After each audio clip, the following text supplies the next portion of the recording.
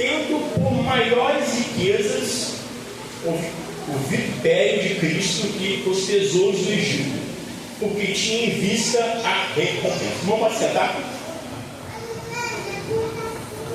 O título dessa mensagem essa noite que eu vou trazer é Procurado vivo ou morto. E o grande foco dessa mensagem aqui, usando Hebreus, Mateus, Salmo 91, se encontra no livro do profeta Oséias. E a gente vai dar uma olhada aqui nesse livro aqui e ver justamente do que se trata essa procura que Cristo tem por nós. Eu sou mais old school, então não uso tablet nem celular, uso caderno e caneta. E como diria um grande pastor amigo meu, ele fala que o pior lápis e o pior papel ainda é melhor do que a melhor das memórias. Então vamos dar uma olhada aqui no que diz o livro do profeta Oséias. Eu queria inicialmente aqui dividir essa mensagem em 3 partes. A primeira parte seria o que pregamos, a segunda parte seria o que esperamos e a terceira parte seria o que nós recebemos. O profeta Oséias foi chamado por Deus inicialmente para se casar com as prostituições para representar o que vem acontecendo com Israel. Porém, é interessante que o profeta Oséias é um dos profetas mais citados no Novo Testamento, justamente pelo que ele proclamou ao povo de Israel naquela época. Vamos tomar, por exemplo, aqui Oséias 3. Nós temos primeiro a quebra da aliança que Deus tem para o povo fez para com Deus. Segundo, nós temos também Oséias 1:10, que vai dizer que o povo que não era povo vai passar a ser povo. Inclusive, aí, se eu aí quiser me dar uma ajuda aí colocando as referências, te dá um pouco de trabalho aí, já, desculpa. Coloca aí Oséias 1:10, para mim, por favor.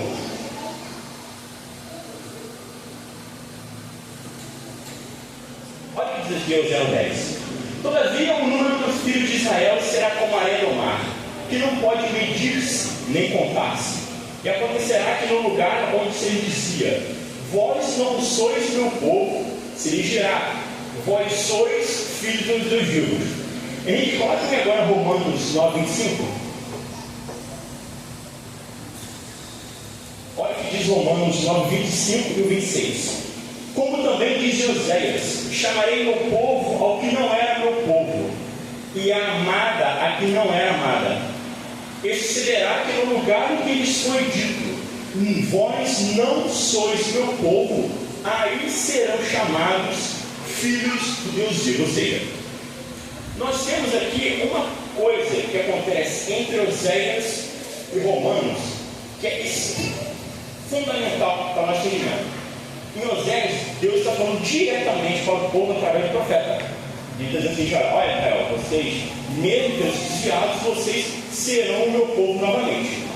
Porém, entre Oséias e Paulo tem um acontecimento muito importante, que é a vida do Messias, a sua morte, crucificação e ressurreição. E agora, esse Messias que veio, tem seu mistério entre esses acontecimentos, ele vai fazer essa função de trazer para Deus aqueles que não eram seu povo, para serem chamados eles povo de Deus. Porém, é extremamente importante citar isso aqui, que apesar disso tudo, apesar dessa função que Cristo exerce de transformar aqueles que não eram povo de Deus em povo de Deus, essa condição de transformação está ligada ao ato de ir até Cristo, de se arrepender, de confessar os seus pecados e não cometer tais pecados mais. Afinal de contas, como a ministra cantou, não adianta a gente ter olhos, a gente cá, a gente atrás de falsos deuses, que se dizem ser deuses, mas de contas eles são mortos.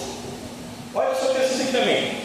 Antes desse versículo aqui que nós vemos, em Romanos 9, 25 e 26, Paulo ele vem trazendo à memória toda uma questão sobre vasos de honra e sobre vasos de desonra. Porém, nós temos que dizer aqui que mesmo quando nós temos uma das pessoas, vou chamar de vaso de desonra, mesmo assim essas pessoas têm uma chance de se reconciliar. Afinal de contas, nós podemos ver no Antigo Testamento que mesmo quando o vaso estava ruim, o olheiro quebrava e refazia. Então, ou seja, as pessoas pregam, olha, eu nasci assim, eu sou assim, mas não importa, porque quando estamos na mão do olheiro, o olheiro quebra esse vaso e refaz o vaso novo. Jesus Cristo diz para Nicodemos, nós, com aqueles que querem falar que estão atrás de mim, devem sim nascer novamente. Então não importa a situação que você nasceu, não importa como você diz que você é, a partir do momento que você recebe a Cristo, você será inevitavelmente uma criatura nova. E como eu diria C.S. Lewis no seu livro Cristianismo Puro e Simples, uma vez que Cristo começa a boa obra, ele é fiel para cumprir até o final. Agora, olha que importante isso aqui. Pedindo de novo o Henrique aí. Próprio em 1 Pedro 2,10. Na verdade, coloca o 9,10. Qual é o 9,10? Olha, mas vós sois a geração eleita, o sacerdócio real, nação santa, o povo adquirido para que anunciai as virtudes daquele que vos chamou das trevas para a sua maravilhosa luz. Olha o 10. Vós que em outro tempo não erais povo, mas agora sois povo de Deus, que não tinhas alcançado a misericórdia, mas agora alcançaste a misericórdia. Porém, preste atenção. Aqui ele fala que o povo de Deus já alcançou a misericórdia, mas o próprio nos diz que um requerimento para alcançar a misericórdia é apresentarmos misericórdia para com os outros. Nós devemos estender a mão da misericórdia para todas as pessoas. Afinal de contas, Mateus 11, a gente viu de Efésios aí, esse tema logo no começo, mas Jesus diz, orai a Deus pedindo para que Ele perdoe os pecados como vocês perdoam aos seus devedores. Porém, como Deus perdoa os pecados? Joga no mar do esquecimento, desfaz como neve e separa como o leste é do oeste. Aí está a questão, será que nós conseguimos perdoar alguém ao ponto de conseguir desfazer como névoa na nossa vida aquilo que as pessoas fizeram? Será que nós conseguimos jogar no mar do esquecimento? Então falar, perdoei, mas não esqueci. Mas que só perdoou esse? Se o próprio Deus fala que Ele esqueceu lançou o nosso pecado no esquecimento, nós devemos sim esquecer sim. As pessoas tá, né? Tem que ser absolutamente. Então, preste atenção nos seguintes detalhes. Vamos seguir. Olha agora, eu quero adiantar agora um pouco cada hora, eu já vou pular para Oséias, capítulo 6, do versículo 1. Só que bem, Oséias 6:1. Olha só. Vinde e tornemos ao Senhor, porque Ele despedaçou e nos sarará, feriu e nos atará a ferida. Novamente, ou seja, o Senhor é aquele que despedaça, cura, fere e trata. Mas por que isso aqui? Porque o fato é que nós estamos constantemente num processo de aperfeiçoamento. Já viu alguém esculpir na madeira sem cortar madeira? Não tem como. Já viu alguém, sei lá, esculpir barro sem amassar o barro? Não dá, não existe isso. Então, é necessário, às vezes, tirar essas lascas, causar esse dano, esse ferimento, para que, no fim das contas, resulte em algo belo. Olha só, por exemplo, também o seguinte, olha comigo, o 6,4 de Oséias.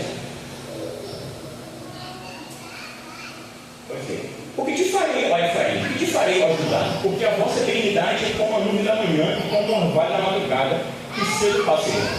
Oséias agora está invocando essa ideia de tipo assim, olha, vocês se arrependem, beleza, mas é um arrependimento passageiro. Ou seja, vem amanhã e o arrependimento que vocês tinham orvalho se evapora. Porém, olha que interessante essa questão aqui. Esse arrependimento que nós tratamos aqui tem que ser um arrependimento verdadeiro. Paulo que vai usar aqui agora essa linguagem, eu não vou lembrar de cabeça agora de termo em grego, né? A memória já não é tão boa assim, chega nos 30, o negócio começa a apertar. Se não me engano, o Filipenses ele usa em grego paracaloquia, ou seja, o ato de se arrepender é o ato de virar, se inclinar e começar a procurar outra coisa. Ou seja, nós estamos num caminho, nós temos que voltar, nos inclinar e começar a procurar outras coisas. Ou seja, esse arrependimento aqui de só com o peso da consciência, fiz besteira, vou até aqui pedir perdão. Cara, às vezes esse aqui, você vai vir na igreja 1 ou 2 semanas e confessa comigo. Essa é real. Você vai ser, se você aceitar Jesus por peso da consciência, você vai frequentar esse ponto aqui, talvez 1, 2, 3 e acabou. Aí no outro tem festa uma bênção, você é preso de novo, passa 1, 2 semanas, o peso da consciência vai embora, você está no mundo de novo. Então, se você não aceitar Jesus e não começar a procurar outras coisas diferentes daquelas que você procurava antes, não vai adiantar de nada. Você vai ficar nessa vida, e vai e vem, e vai e vem. E você vai acabar caindo naquilo que o Apocalipse chama de uma pessoa morna. Já bebeu água morna? Que coisa maravilhosa que é. Nossa, adoro beber água morna, que delícia. Não, horrível. Você tem que, é melhor você ser ou frio ou quente. Vamos seguir. Vai pedir por ele de novo? Oséias 6,6. Coloca aí, por favor aí. Porque eu quero a misericórdia e não o sacrifício, e o conhecimento de Deus mais do que os holocaustos. Agora aqui, dá mais trabalho por aí, quem? Já me perdoe, fácil. Coloca aí, se não me engano, em Mateus 9,13. Vai achar. Por favor. Não é isso mesmo. Se eu errar aqui, a gente passa a ver, não ouviu. E porém, que aprendeu o significado. Misericórdia quero e não sacrifício. Porque eu não vim a chamar os justos, mas os pecadores ao arrependimento. Saquei que esse texto até pensa de que existe algum justo, mas o próprio Paulo dizer que não procurou na terra e não é justo. Ou seja, todos nós somos pecadores, todos nós precisamos do arrependimento. Ou seja, quando Cristo ele puxa, sabe? Aqui toda a referência no meu corpo, não? Cada hora? Tem que fazer, cara. Todos nós somos pecadores, todos nós somos dignos de arrependimento. Nesse contexto aqui, inclusive, Cristo ele está cercado de pecadores, os religiosos não vai ensinar mais. Que está essa? Ele vai falar, não, vocês são religiosos, porém vocês não entendem o significado da misericórdia, que é isso que eu proponho. Ou seja, antes da religiosidade, nós temos que inicialmente buscar a misericórdia. Afinal de contas, se nós não tratarmos os outros com misericórdia, como nós esperaremos ser tratados com misericórdia da parte de Deus? Conforme diz Mateus capítulo 5. Vamos seguir. Henrique, já tem agora João 17,3.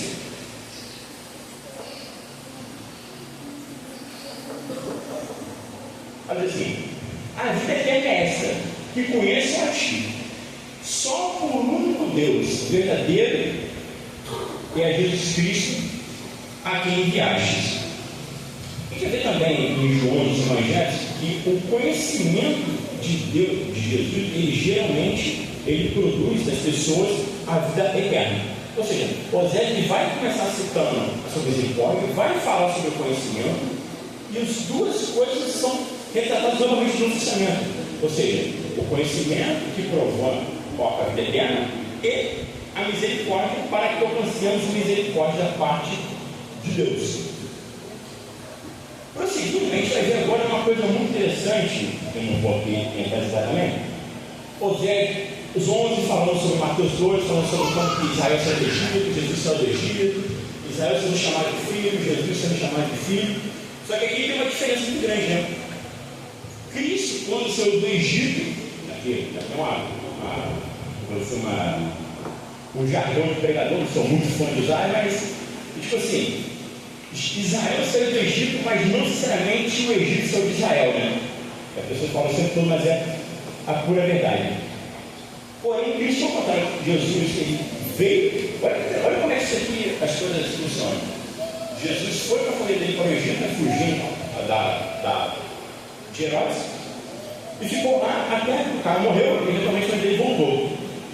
Olha como é que isso aqui é muito importante, porque é tipo mais ou menos isso aqui um reflexo mais ou menos do Israel. Ou seja, Jesus ele vem habitar nesse Egito, que é a terra, cumpre o ministério dele aqui, e através de uma morte ele volta para o céu, né? Para ficar com o pai dele. Mas não vai dar assinado aqui não, porque é meio longo. Olha isso aqui. O próprio Henrique, Oséias 11, versículo 8. Aqui.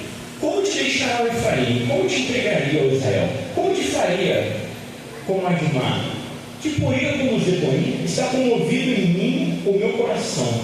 As minhas compaixões aonde você estiver. Olha isso aqui, porque isso é importante. Aqui a gente vê que por mais que o povo vacile, por mais que o povo cometa erros, sempre há no coração de Deus uma compaixão para essas pessoas. O cara erra, mas Deus sempre tem compaixão para as pessoas. As misericórdias de Deus são infindáveis. A Bíblia fala assim, Deus já. Mas não se engana não, tá? A Bíblia fala também que Deus ele não toma o culpado pelo inocente. Eu ia falar que Deus é fogo consumidor. Deus vai falar na Bíblia o seguinte, que Deus não faz exceções de pessoas como eu, ou seja, Deus ele se compadece, tem misericórdia, mas se a pessoa erra, ela tem sim, né? Que aqui na terra o cara roubou, ele tem sim que pagar perante os homens pelo roubo que ele cometeu. Agora vamos seguir aqui o caminho final. Não vou demorar muito. No capítulo 14, ele fala sobre para Israel se converter.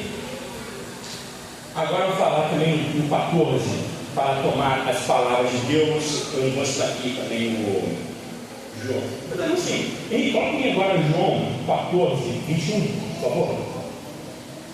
Porque no 14, José vai falar justamente sobre tomar essas palavras de Deus. Olha o que João 21 diz assim, aquele que tem os meus mandamentos e os guarda, este é o que me ama. E aquele que me ama será amado de meu Pai, e eu o amarei, e me manifestarei ele. Coloca agora o 23 e 24, por favor. Jesus respondeu e disse: se alguém me ama, guardará a minha palavra, e o meu Pai o amará, e viveremos para ele, e faremos nele morada. 24. Quem não me ama, não guarda as minhas palavras. Ora, a palavra que eu ouvi não é minha, mas do Pai que me enviou. Ou seja, quando nós temos tomado essa palavra de Cristo como um sinal de amor, nós vamos cumprir aquilo que o Cristo falou: amar Deus por outras coisas e o seu próximo a si mesmo. Porém, se não guardamos as palavras de Cristo, nós não amamos a Cristo. Vamos seguir. Olha para vocês assim, quando nós escutamos lendo o livro de Oséias, nós vemos agora uma relação sobre uma estrutura de arrepender-se, converter-se e perdoar.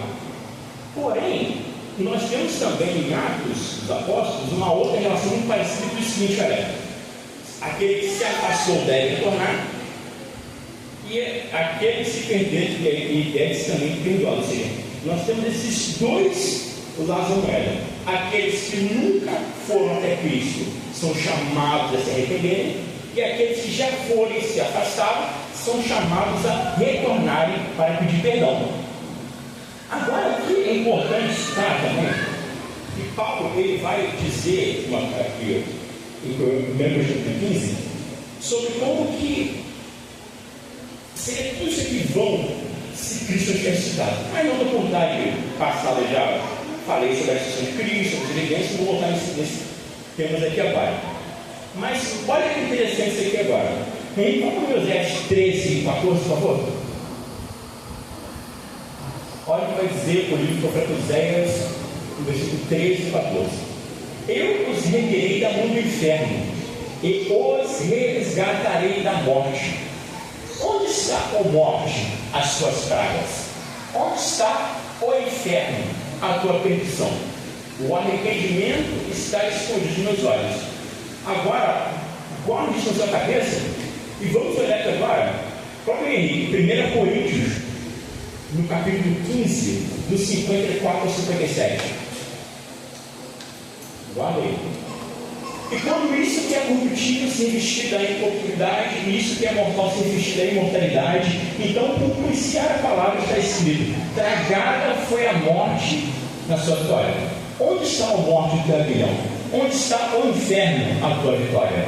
Ora, o aguilhão da morte é o pecado, e a força do pecado é a lei. 57. mas graças a Deus que nos dá a vitória por nosso Senhor Jesus Cristo. Ou seja, tanto em Oséias quanto aqui, quando Paulo vai dizer, ele vai dizer isso aqui: olha, aqueles que estão em Deus, aqueles que estão em Cristo, onde está a morte para vocês? Onde está a morte, a praga para essa galera? Não existe, pois ela foi derrotada. Vamos seguir. Olha só, a mensagem continua. Oséias, ele está tentando para se converter, Jesus para se arrepender, Pedro para se arrepender, Paulo para se arrepender, e assim, possivelmente até, tanto é que Paulo vai dizer: olha, aqueles se afastaram, reconciliados com Deus. Oséias vai dizer: voltem para o Senhor. Ou seja, essa mensagem que a gente prega para aqueles que são afastados, ou até mesmo que estão na igreja: arrepender seus pecados, volta para Cristo, que não seja arrependimento passageiro. Porém, tem um outro lado da moeda, que é o meio do caminho de beleza. Me arrependi, me converti, e agora? Pode ser que no meio do caminho você encontre alguns problemas do tipo que está em Hebreus capítulo 12. Vamos dar uma olhada aqui. Coloca aí Hebreus 12 para mim, para a gente ler do 35 ao 38. Olha o que vai dizer Hebreus 12, do 35 ao 38.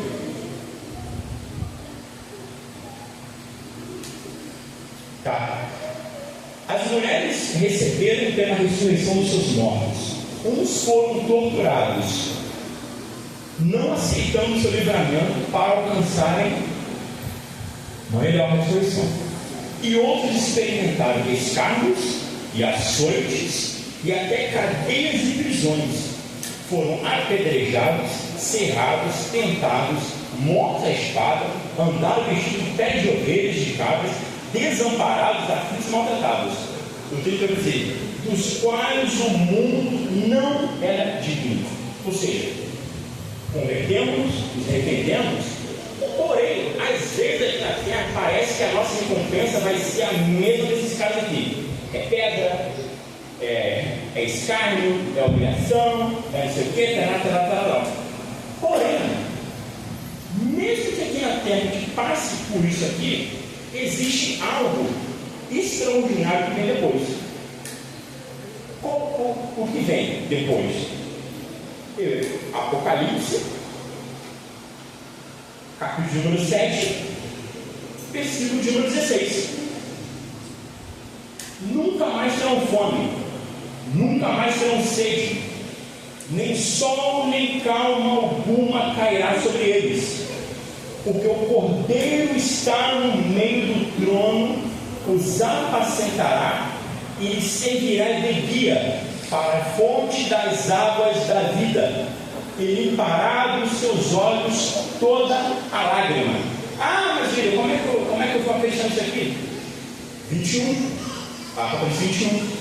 Deus limpará de seus olhos toda lágrima, e não haverá mais morte, nem pranto, nem pavor, nem dor, porque já as primeiras coisas são passadas.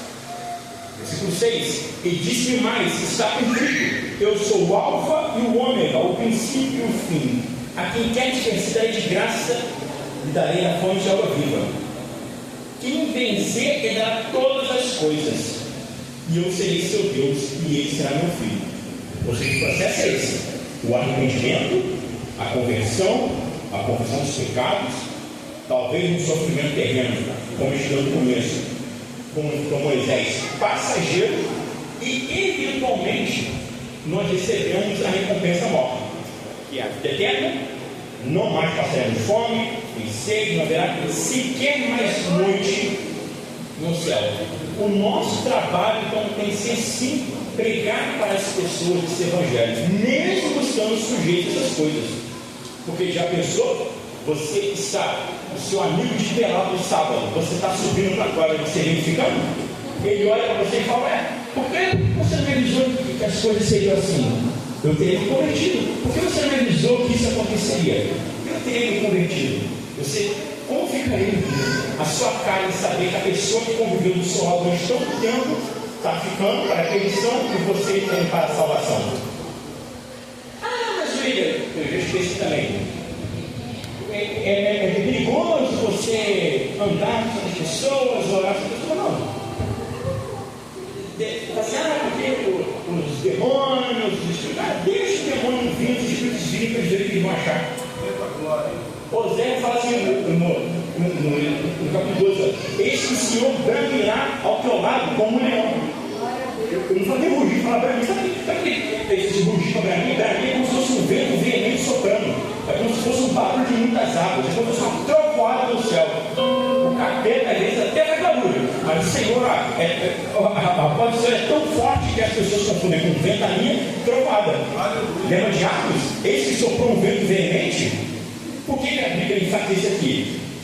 É vento veemente, porque obviamente esse vento provém do Senhor. Se fosse um ventinho qualquer, não é verdade? Esse é o meu ponto. Porém, e percebendo assim, eu quero aqui só encerrar, dando um breve alerta, assim, já é. Paulo ele fala, em 2 Timóteo 4, vem ter comigo depressa. Eu estou falando da morte dele, mas e esse é o meu anseio para você, é para que você venha ter com Cristo depressa, porque vem chegado o dia do Senhor, o dia do justiça de André. A Bíblia fala em Apocalipse sobre ele. Olha aqui, no 20, versículo 10: serão atormentados para todo por sempre. Ou seja, não adianta eu vou passar de pano e dizer assim: olha, não deu para você vir hoje, veio no que vem. Você vai estar aqui no culto que vem. Vai ter essa oportunidade aí. É só você direto em 5 minutos você vai ver o mundo que a gente vive no dia.